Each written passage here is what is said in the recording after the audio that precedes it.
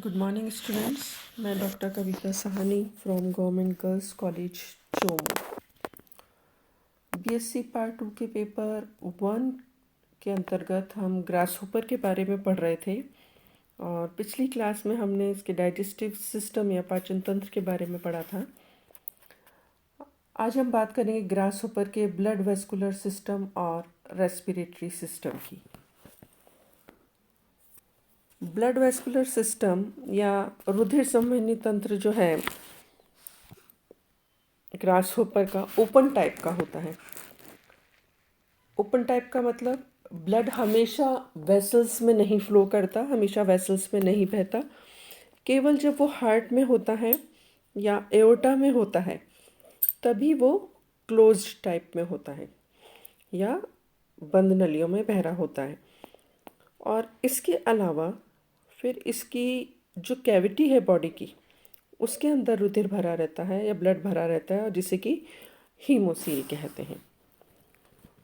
तो क्योंकि रेस्पिरेशन में ब्लड का बहुत ज़्यादा रोल नहीं होता इसलिए बहुत ज़्यादा डेवलप भी नहीं होता इसका सर्कुलेटरी सिस्टम।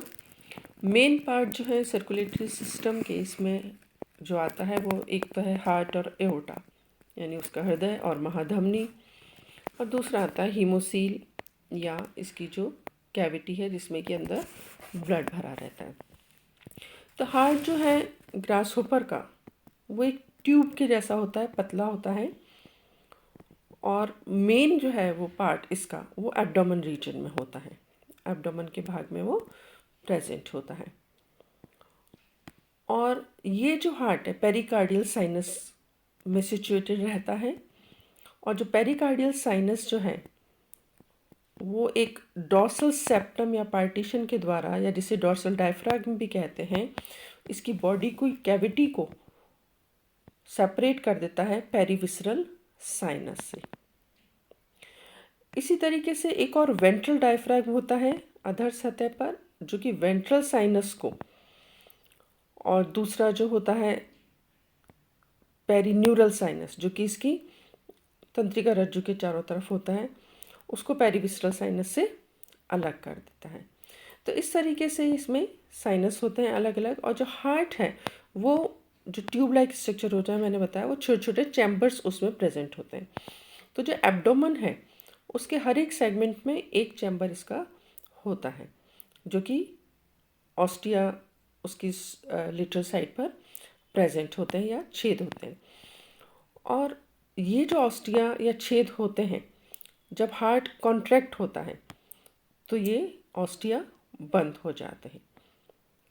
इसके अलावा हार्ट जो है कुछ मसल्स हैं जो कि ट्रायंगुलर मसल्स होती हैं उनके द्वारा कनेक्टेड रहता है। दूसरा जो पार्ट है इसका वो है हीमोसील।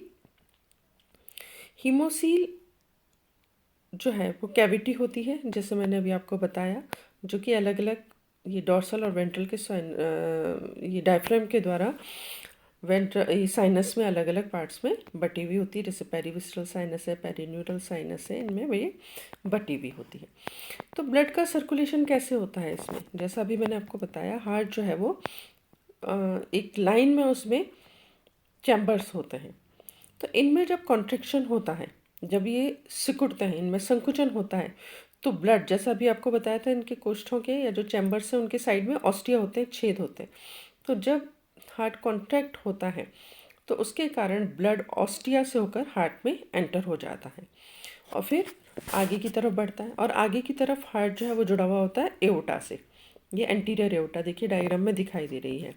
तो एंटीरियर एओर्टा में चला जाता है और एओर्टा आगे की तरफ जाकर फिर डिफरेंट पार्ट्स जो हैं बॉडी के, जैसे हेड है या फिर ये जो है पेरिविसरल साइनस है उसमें पहुंच जाता है और पेरिन्यूरल साइनस में पहुंच जाता है। फिर जो पेरिन्यूरल साइनस है वहाँ से होकर ब्लड फिर लेग्स में आता है और वहाँ से फिर पेरिविसरल साइनस में पहुँच जाता है। पेरिविसरल साइनस में आने के बाद ब्लड वहाँ से इसके विंग्स में भी जाता है, उस समय बताया भी था, वहाँ पे फाइन कैपिलरीज होती हैं विंग्स में, तो वहाँ पर एंटर हो जाता है। पेरिविसरल साइनस से फिर ब्लड जाता है यहाँ पर डायफ्राम, जो डॉर्सल डायफ्राम है, वहाँ से होकर उसमें जो छेद होते हैं वहाँ से होकर पेरिकार्डियल साइनस में आ जाता है और अल्टीमेटली दोबारा से फिर हार्ट में एंटर कर जाता है। तो इस तरीके से जो ब्लड है वो पूरी बॉडी के अंदर सर्कुलेट होता रहता है।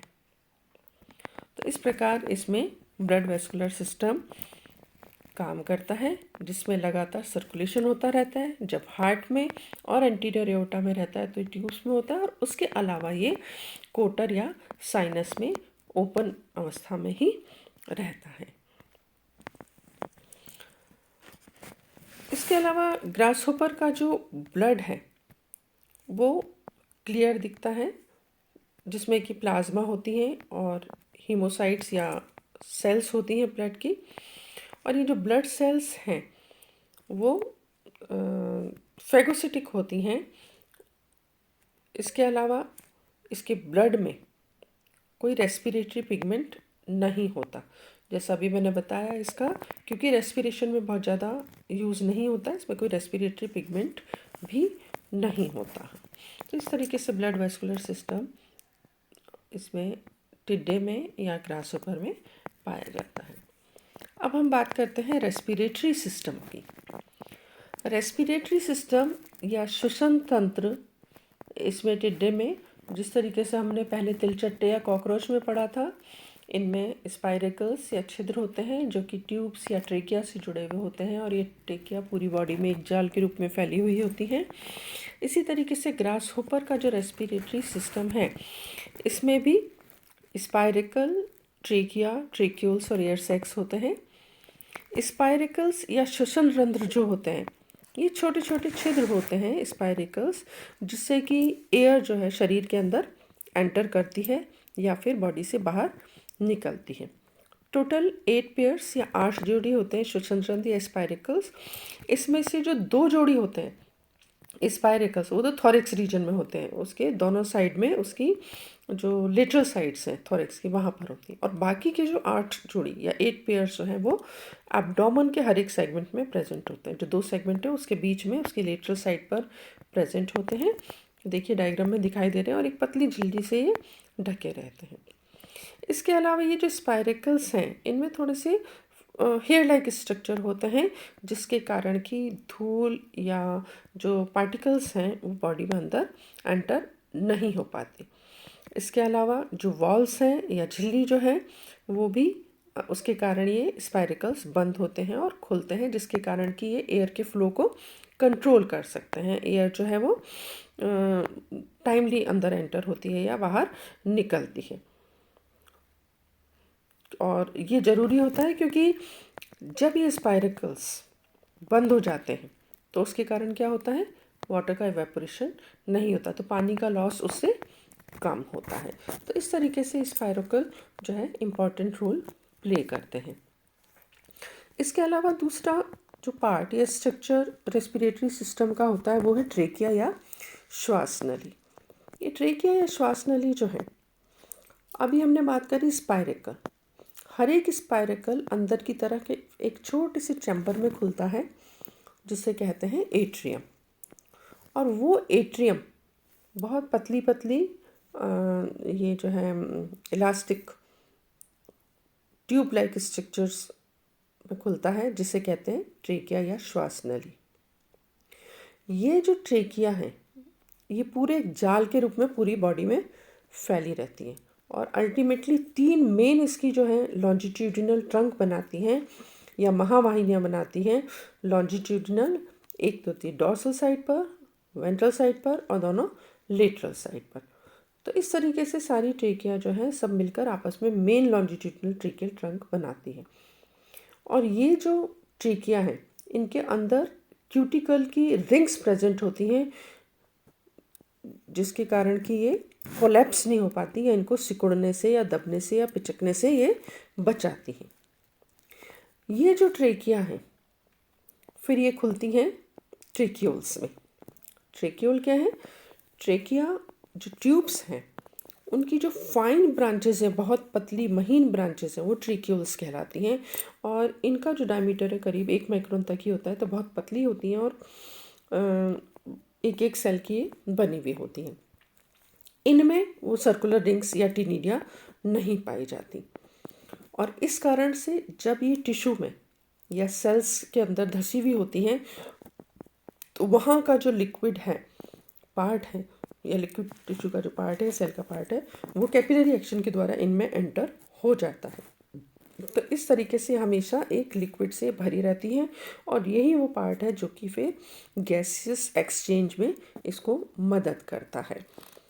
तो जिस तरीके से इंसेक्ट्स में होता है ब्लड होता है, दूसरे में ये रुधिर जो तरल है इसमें भरा रहता है। अब यहाँ पर जो है ऑक्सीजन घुल जाती है, क्योंकि ये लिक्विड पार्ट है यहाँ पर, तो ऑक्सीजन यहाँ पर इसमें घुल जाती है और आसानी से एक्सचेंज हो जाता है ऑक्सीजन और कार्बन डाइऑक्साइड का। Another structure is air sac, या इन्हें वायु कोश भी कहते हैं। तो ट्रेकिया खुलते हैं ट्रेक्यूल्स में, और ट्रेक्यूल्स फिर आगे जाकर फूल कर एक छोटे छोटे सैक लाइक स्ट्रक्चर्स बना लेती हैं, फूल कर छोटे छोटे स्ट्रक्चर जिन्हें कि एयर सैक्स कहते हैं। और इनका काम होता है एयर को स्टोर करना, ये वायु को या एयर को स्टोर करके रखते हैं अपने अंदर। और ये जो है एयर सैक्स, इनमें भी टिनिडिया या रिंग्स नहीं पाई जाती हैं। अब गैसेस का एक्सचेंज कैसे होता है इसमें? तो ये जो इसकी श्वास नली या ट्रेकिया है, ये ऑक्सीजन को लेकर, क्योंकि ये ऑस्टिया जो स्पाइरिकल्स है वहाँ से एयर अंदर एंटर होती है और ऑक्सीजन को लेकर शरीर के सब भागों तक पहुँचती है और टिश्यूज़ तक पहुँच जाती है ट्रेकिया के द्वारा इसमें। और क्योंकि इसमें मस्कुलर एक्शन होता है और उसके कारण इसका जो एब्डोमेन है वो लगातार कॉन्ट्रैक्ट होता रहता है और रिट्रैक्ट होता रहता है।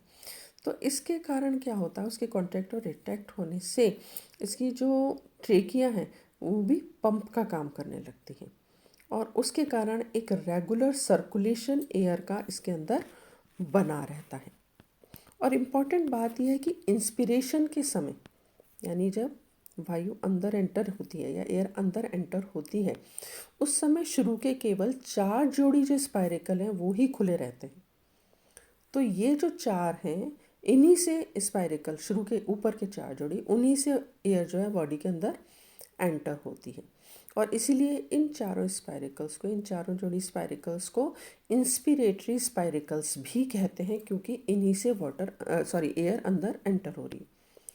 और बाकी के जो 6 जोड़ी स्पाइरेकल्स बचे, टोटल 10 पेयर्स होते हैं, तो बाकी के जो 6 जोड़ी या 6 पेयर्स जो स्पाइरेकल्स बचे वो एयर को अंदर से बाहर निकालने में मदद करते हैं, यानी वो एक्सपीरेशन में मदद करते हैं। उससे हमेशा एक्सपीरेशन होगा, एयर बॉडी से बाहर निकलेगी, इसलिए इन स्पाइरेकल्स को एक्सपीरेटरी स्पाइरेकल्स भी कहते हैं।